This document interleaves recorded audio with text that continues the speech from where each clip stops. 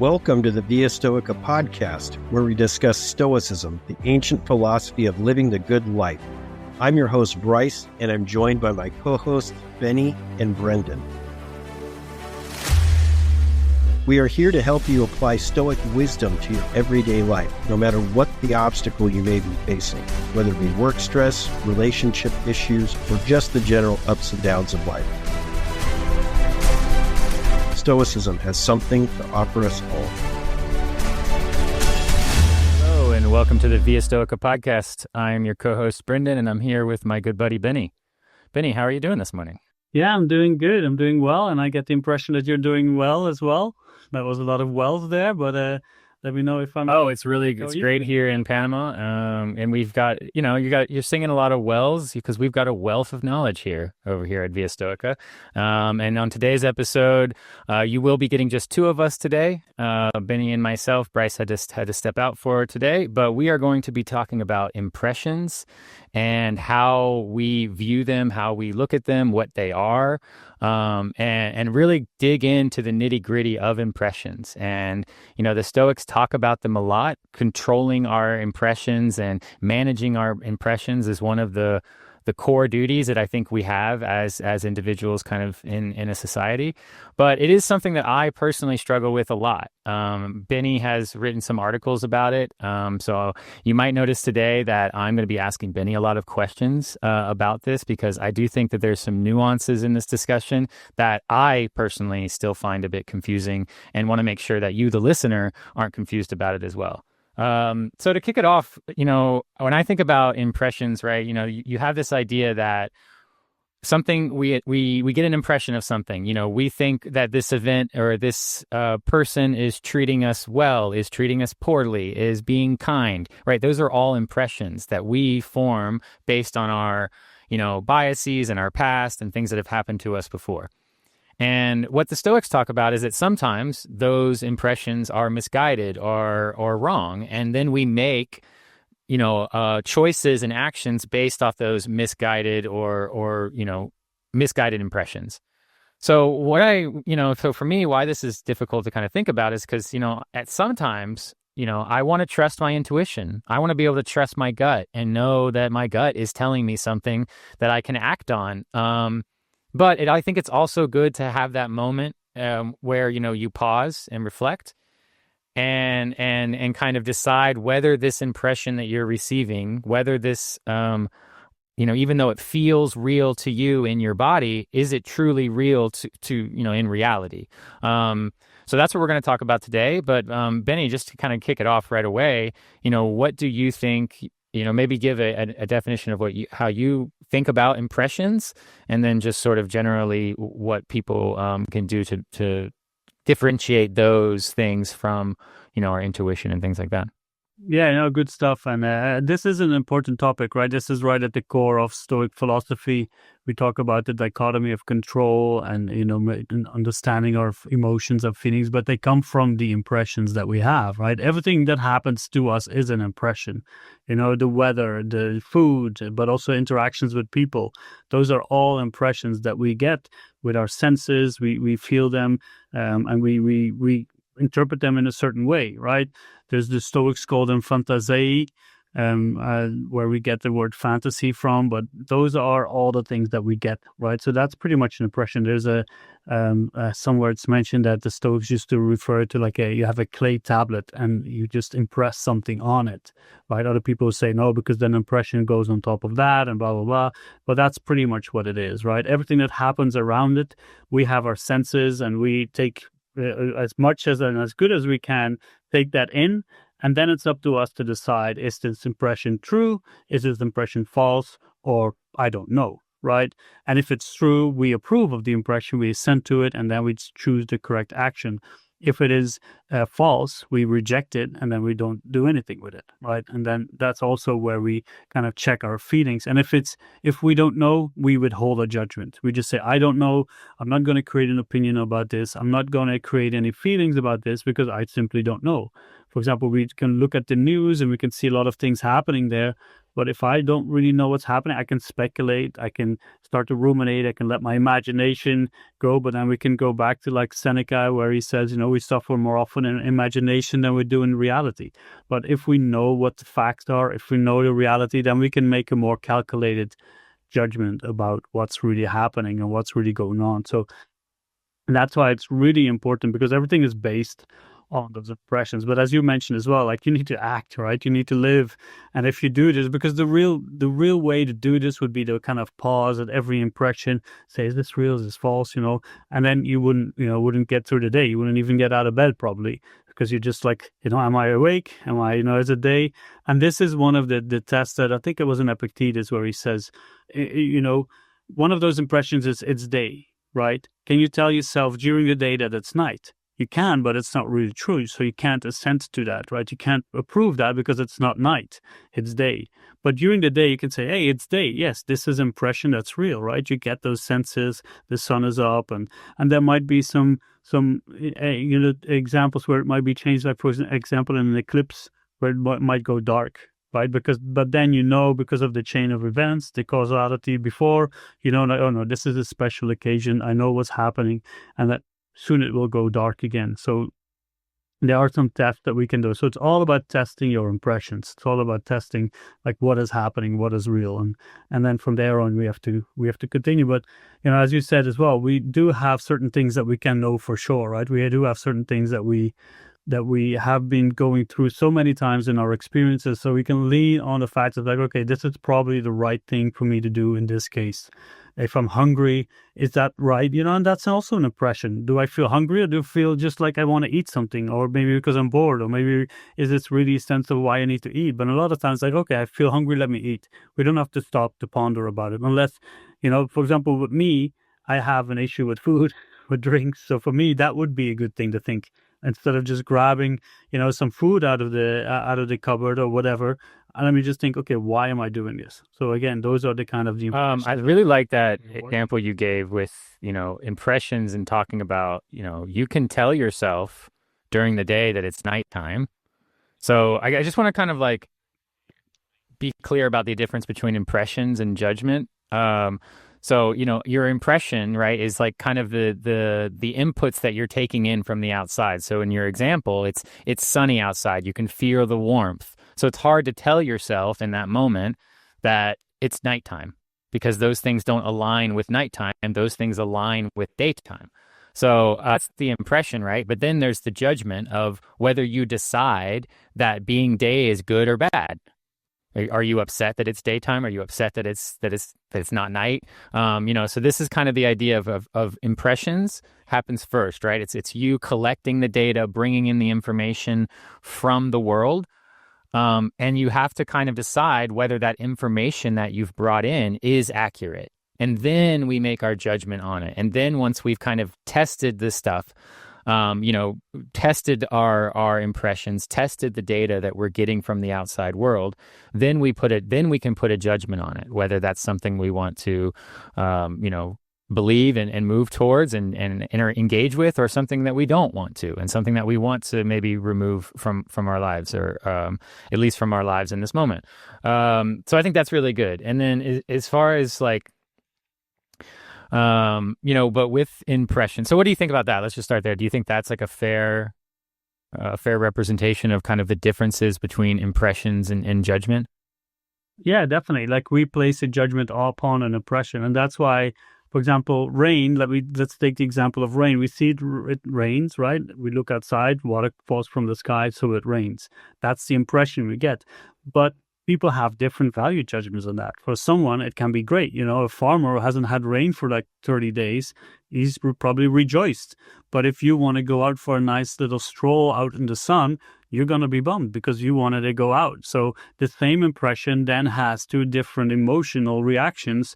And those emotional reactions are from those kind of impulsive reactions. You can't really do anything about it. But then if you take a pause, you say, okay, it's raining. It's just rain. There's nothing good or bad about rain, right? It's just your situation that adds that value judgment. You can say, okay, I can stay inside and we'll go walk another day, or maybe I can go walk for the rain, or maybe I can go do something else with my time, right? So that is that value judgment that we place. And that's where we really got to keep in check that the judgment that we place on something is correct. Right, and it isn't too focused on the emotions that we add to it. So that's really important. That's why we got to make sure that, okay, and that also helps to reduce that impulsive reaction that we have. Okay, it's raining, right? I get upset. Why do I get upset? Because I had other plans, and now my plans get so my wants and desires are then brushed, right? Because of the situation is different. But at the end of the day, it's still rain.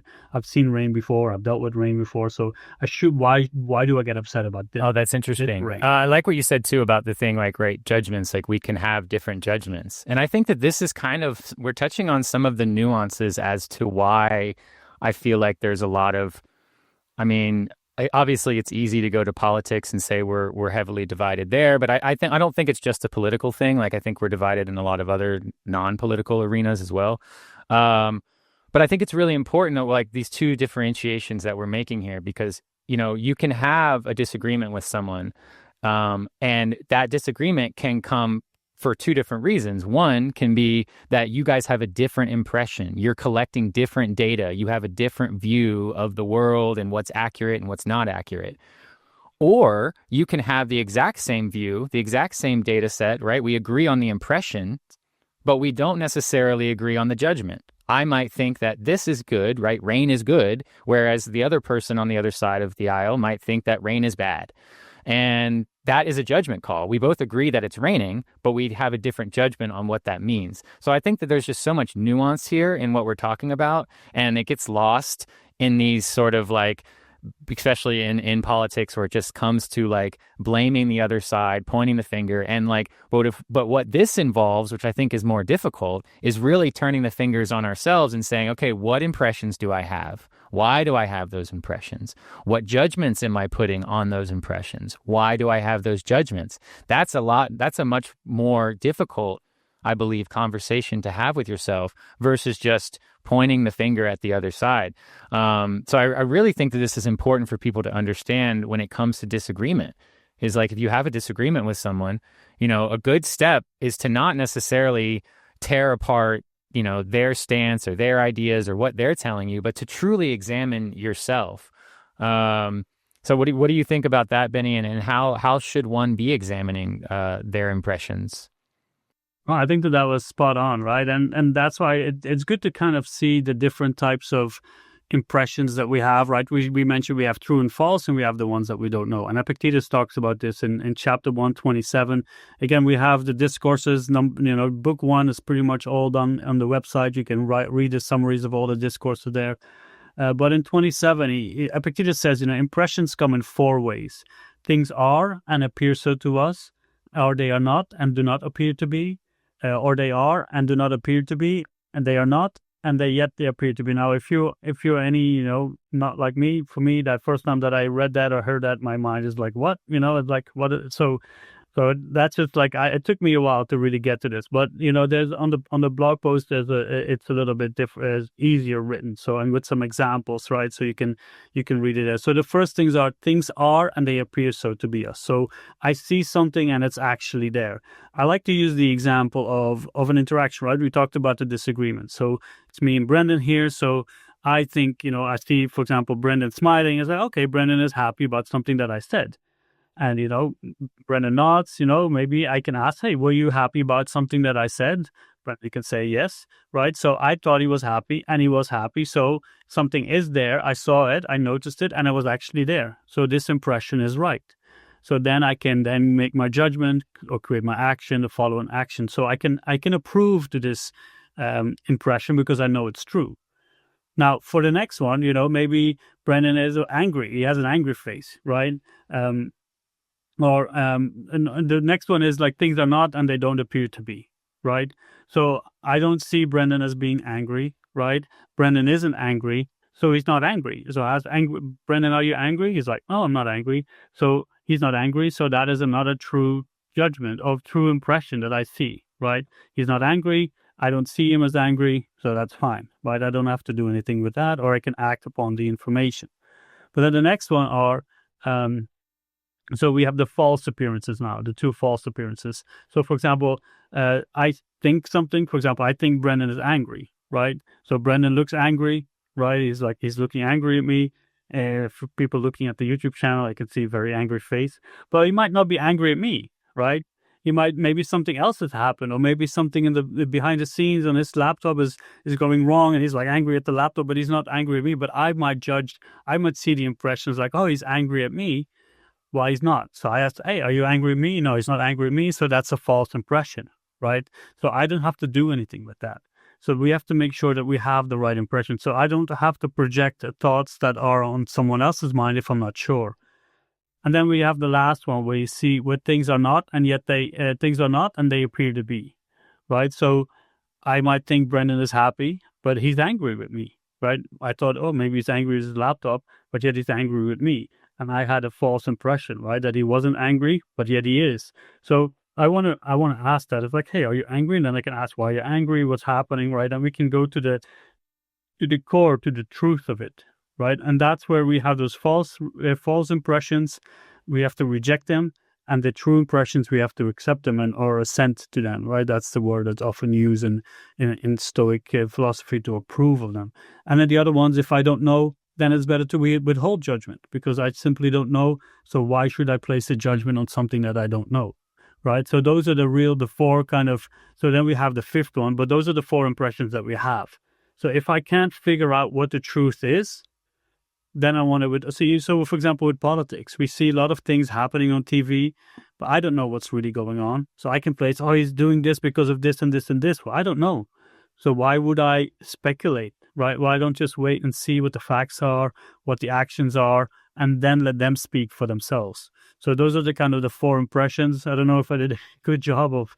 It's always better in my head, and when I have to, voice it, it gets scrambled. But well, I think what is good there is that just to acknowledge that you have kind of this. There's two types. There's false impressions, and there's correct impressions. And then in those versions, there's two. So I would check out the blog post. Like, it's a little easier to read this stuff and maybe write it out more visually, as a better way to understand it. So you can check out the blog there on viastoica.com. But yeah, I also liked what you had to say there too about not placing judgment, because I think that alone is a concept that we could spend another hour on. That when you're trying to evaluate these impressions and decide with certainty whether they're false or not, sometimes we don't know. And I would argue that more often than not, we don't know. We can't say with certainty, like maybe we can be 80% sure, right? Even like you said in your examples where you ask me, hey, Brendan, are you angry with me? I can lie to you. I can say, no, Benny, I'm not angry with you, when I 100% am angry with you, right? So I do think that oftentimes we should be withholding judgment. And I know I do this all the time. I don't withhold judgment. I spread judgment around like hotcakes, like I'm giving it away for free. But I've tried to, more recently, as I've studied and gone on my Stoic journey with you, Benny, I've tried to make a point to, see an impression, maybe make a mild judgment, maybe say, I think it's this. But I don't know. I truly don't know. So I can't really move forward with that. I don't want to hold on to that. I don't want to plant that seed in my brain, because that can grow into something that truly isn't there. And that's when things get really out of hand. So I do think that is kind of this idea of withholding judgment is such a difficult thing for us to do. But for me personally, I have seen some of the advantages of doing so. Particularly when I'm thinking about individuals that I don't really know, like I'm going to withhold judgment about someone that I can call Benny up whenever I want and ask him some questions and get hopefully an accurate answer from him. But I can't, call up Keanu Reeves and talk to him about his thoughts and opinions. So when I see things about Keanu, I know, right? That's a bummer. But when I see things about Keanu Reeves and what he's doing, I have to I can make judgments, but I truly don't know what I'm talking about. I truly don't know what's going on. So I think it's good to withhold judgments in those moments. But what sort of, practices or ideas do you have, Benny, of how you kind of pause for yourself and, withhold judgments when you should? Yeah, and I like what you said, right? It's the withholding of judgment is so difficult because we all have an opinion and we all want to voice it, and you can see more, especially with the online world. A lot of it feels like anonymous, so you kind of safe behind the desktop, and and then you kind of spy. I have the same thing as well. So for me, one of the practices and one of the moments that I really have to apply the pause is when I feel that my emotions are higher than normal. Right, when I feel that they are more elevated. So I kind of use that as a check. When I feel angry, when I feel frustrated, when I feel sad or whatever, I feel, okay, let me just pause here for a second. And, the times that we're living in with the political scene we get, we are tested more and more in this sense, but also with the people that we meet. And as we get older, we maybe become more set in our ways. Like I'm kind of a person who, if for example, in the kitchen, I have things in my place, I have them properly line up. So when I'm sharing a place with someone else and they put it in different places, and suddenly I get a little bit frustrated, and then I have to realize and think, okay, they do their own things. Why am I getting frustrated? Why this thing is misplaced? It's misplaced according to me, maybe not according to them, right? So whenever I feel that my emotions are higher or my reaction to this impression is a little bit more extreme, then I feel like, okay, let me just pause here for a second. Let me just take a step back. But when it's something minor, and again, even then we need to try to apply this as much as possible. But when you're driving, for example, you have to react immediately, right? You can't just sit there and it's like, okay, should I go left or right? Is that guy cutting me off?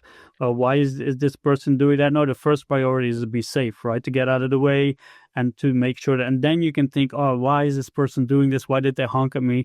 Well, maybe they weren't honking at me at all. So then you can kind of calm yourself down once you're in a better space, when you have the time, right? Sometimes it is first to react, but then we can still reflect on those impressions later on. It's like, why did I judge it this way? Why did I perceive it this way? So we can then apply that, and that'll help us the next time around, right? That'll help us the next time we're in a similar situation where we can fall back on that experience, because that's pretty much what it is. We talked about, the rain, we talked about judgments of other people, but that those feelings and those emotions are all fed by our experiences with it, right? If I had to walk like for a week in the rain, I don't think rain is going to be my best friend anymore, right? So the first time I see rain, that reflects back to that reaction. So that's why we have those reflections at the end. We can look back, we can journal, we can talk about it, we can discuss it with ourselves, because then suddenly that experience is turned into something more valuable, and we can pause faster, right? We have the book Thinking Fast and Slow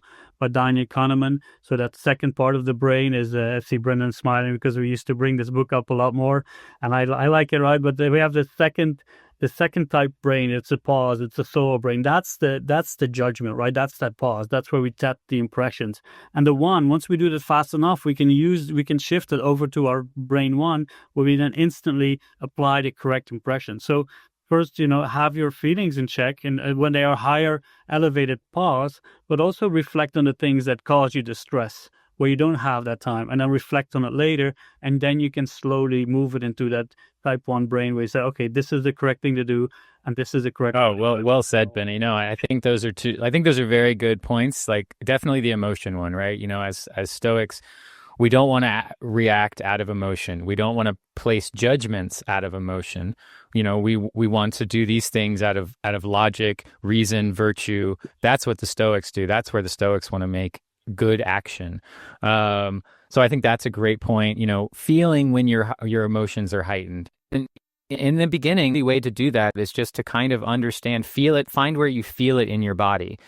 Some people get flushed. Your hands might get clammy. You might start to feel a tingling sensation somewhere. Like these are the moments when your anger is rising, or your frustration or your fear is rising. And those are the moments when we know we're not at a place of rationality. We're not acting out of virtue. We're acting out of emotion. And the judgment that we place on the thing or the event that's occurring might not be accurate. So I think that's a great point you made. And then something in there that you touched on quickly, which I think is really important, is minor issues. That's something that I've really started to kind of double down on in my recent life, is really getting clear about what's important to me and what's not important to me, and honing in on the not important side of it. Those are the things that I don't need to pass judgment on. If it's not really that, it's not a major issue. It's not like I'm trying to think of an example off the top of my head, but we go, my wife Kara and I, we go to the park often. And when we go to walk the dog at the park, there's two parking lots. There's one that's in one place and one that's in another place. And they have their advantages and disadvantages. Sometimes I prefer to go to one parking lot and sometimes I prefer to go to the other one. But at the end of the day, it doesn't really matter. I still get to the park. So when I'm going there with my wife, wherever she wants to park is fine with me. I don't make any judgment on it. And then when I go there by myself, I park wherever I want. So it's just a minor issue that I used to maybe think about, or maybe have a concern about, or maybe pass judgment on. But now I've realized that where I park the car when I go to the park doesn't matter. And it's not that big of an issue. So that has removed, a place where I used to pass judgment and I no longer do. So I think this idea of taking away the moments where you can pass judgment is one way to kind of limit it. Because at the end of the day, we often don't really know everything. We don't have a complete, accurate picture of everything. So chances are that most of the time, we should not be passing judgment anyway, even when we feel like we should, even when we feel like this is an accurate representation and that person said that comment to me because they're jerks, not because they were having a bad day, right? So now we want to, but the most important thing you said, Benny, and I think that this is kind of the key for me, is that no matter what happens in the moment, like, right, something occurs and you pass judgment on a false impression, that's okay. But what's most important is that you reflect on that later and understand what happened, why you might have, decided to move forward on a false impression, what was missing from the equation, what was missing from your reflection where you decided to move forward on something that was false. Because I think the reflection part is really what's key about this whole thing and that's why we talk about the process over outcomes, right? It's not about necessarily what occurred. It's about what you're going to do about it. How are you going to do you want to change? Do you want to be different in the future? Wonderful. But yeah, so that for me is kind of like and I guess to bring it back to the beginning when I was asking about our intuition, that is how you build intuition. You go through an experience, you reflect on it, then you go through it again, and then you reflect on it again. And as you do that process over and over again, it becomes ingrained in you. And then then you just know, right? When you talk to that person that's, the athlete that's been training for decades and decades and decades, that when they pick up their tools and instruments, they just know what to do right away. It's like riding a bike, So I think that that's how you build that intuition, and how you can start to trust your intuition more is to go and do the thing and then reflect on it and see how you feel and then do it again. But that's my kind of closing thoughts as far as like kind of I guess the summary of our conversation here, but I'd love to hear what you have to say, Benny, on that. Those are some really good points, right? And especially about the little impressions. And we have to make sure that we understand what is really important for us, right? What are our values and our priorities? And the Stoics are very clear on this. Our main purpose is to maintain our soul and to make that sure that it's pure, our character is virtuous, right? So whenever we think about whatever happens to us and when we place judgment and when we reflect on these things, we want to think, did I act right? Not like, oh, did this happen to me because it was unjust, unfair? No, did I act right? How is my character? Am I still virtuous? Am I still saying the truth? Am I still holding myself upright in the correct manner, right? That is really the most important thing. Not to say, for example, I should have closed this deal because then I would have made this much money. But if you've had to lie to get there, your character is then a peril, right? So that's the main thing that we want to keep in track of, like making sure that what we do, what really matters is to be honest, to live in accordance with virtue and our nature, right? So that's how we kind of reflect and make sure that we have the important stuff correct. But also, and when we read these things, right, from the Stoics, they say, oh, you've got to know all the impressions before you can approve. The only person that would be able to do that, as the Stoics say, would be the sage, right, that perfect person, because everything is linked together. The Stoics are indeterministic. They talk about cause and effect. So unless you know every cause that led to this effect, if you know the entire string, then you can say that this is supposed to happen this is the way it happened. So I can now assent to this because I know the exact truth from the very beginning until now. Now, I'm sorry, I don't know about you, Brennan, but I can't do that, right? But I can try to do my best. So those bigger empirical things that I can see is a day, yes, it is day. Okay, I can assent to that. Okay, let me get up, let me start the day because it's day. Is it night? Let me go to bed. So those are the bigger things. We can make that smaller as much as we know. But so we have to keep in mind that we can't really know everything, right, the way we are right now. But we have to try and do our best. And that's the only thing that we can really ask of ourselves. Again, when you see an impression that has a high emotional state for you, then just pause, take a second, right? We have our newsletter called The Pause for a reason, because we think it is important that to apply that pause. So whenever you feel that, apply this pause and then think about those moments, correctly judge and withhold judgment first. It is very difficult, but the more you want to place judgment, the more you want to withhold it, because then you might already be thinking from a certain biased opinion already, right? So make sure that you correct those impressions and try it. Right? Go and try and see, I think that this person is angry with me. Okay, ask that person. Maybe they're not. Maybe they are. And then you're all right. So let me see what I can do, right? So then you can take already that kind of that emotional charge out of it, because you are investigating and becoming that observer. So those are the impressions. And it does work, just thinking about it in a way, and not even doing so much actively, but just thinking about it. Everything is an impression. It's not a personal attack, right? Fate is not out here to attack you personally to make sure that everything you want you don't get, or anything you don't get you get, right? So no, things happen to us, and it's up to us to make the best out of it. And we can, right? Even if you are ill, if you're going through some really bad moments, you can still be a good person, right? You can still do your duty and your task that you still have to do. And that's what I try to remind myself. If I'm going through some difficult times, I can still be a good person. And that is absolutely well said, Benny. And thank you for having this conversation with me today. And thank you to the listeners for joining us for this journey. If you do want to talk about impressions or judgments in your own life and specific to your examples, go to viastoica.com and book a free consultation with either Benny, Bryce, or myself. We'd love to discuss this with you and figure out how it works in your life. But wonderful discussion, Benny. Thank you for your time. And we'll see you next time here on the Via Stoica Podcast. Thank you for listening to the Via Stoica Podcast. If you have enjoyed this episode, please consider subscribing, rating, and leaving a review. Your feedback will help us reach more like-minded people on the journey to self-improvement. If you want to get in touch with us or find more information, you can go to viastoica.com, your one-stop platform for all things Stoicism and living better. And remember, virtue is the only good.